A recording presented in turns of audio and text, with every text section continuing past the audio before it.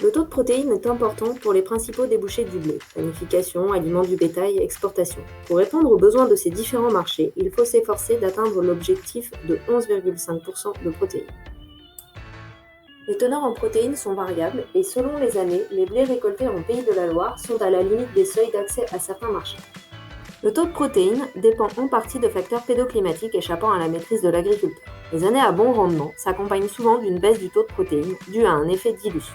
La méthode du bilan est calée sur la recherche du rendement optimal, meilleure rentabilité économique. En moyenne, cela correspond à un taux de protéines d'environ 11,3 points, cohérent avec l'objectif recherché. L'agriculteur dispose de plusieurs leviers au niveau de l'itinéraire. Le choix de la variété. À rendement égal, certaines variétés ont un taux de protéines plus élevé que d'autres. L'écart peut même atteindre 1 point. Le fractionnement des apports d'azote. Le passage d'un fractionnement en 2 apports à 3 apports s'accompagne en moyenne d'un gain de 0,2 points de protéines et d'un gain de 1 quinton. La dose totale. La réponse du taux de protéines à la dose totale est presque linéaire. Un supplément de 40 unités d'azote s'accompagne en moyenne d'un gain d'environ 0,5 points de protéines. Pour illustrer notre propos, voici les résultats d'un essai réalisé à Cossé-le-Vivien en 2017 en limon profond, avec la variété cellule qui n'a pas un taux de protéines à rendement égal parmi les plus élevés. Le reliquat était important, 96 kg d'azote par hectare, du fait de l'hiver très sec. Le rendement du témoin 0 azote est d'ailleurs élevé, 75 quintaux par hectare. Calcul de la dose totale par la méthode du bilan donne 130 unités pour un objectif de rendement de 94 quintaux par hectare. La dose optimale calculée a posteriori, dose qui permet d'atteindre 97% du rendement maximum, pour orange sur le graphique, est de 92 kg d'azote par hectare. Elle est inférieure à la dose X calculée par la méthode du bilan.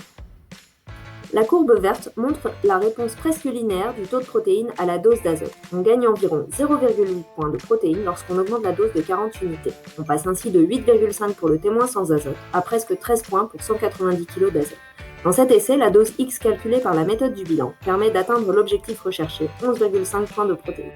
Nous vous recommandons de suivre les conseils suivants. Calculer la dose d'azote prévisionnelle avec un logiciel de fertilisation. Attention, les besoins du blé ont évolué en 2017 avec l'apparition d'un coefficient BQ pour les blés de qualité. Utilisez au printemps un outil de pilotage de la fertilisation qui permet d'adapter les doses au contexte de l'année. Fractionnez les apports pour limiter les apports de début de cycle et renforcer les doses de dernière feuille étalée à épiaison.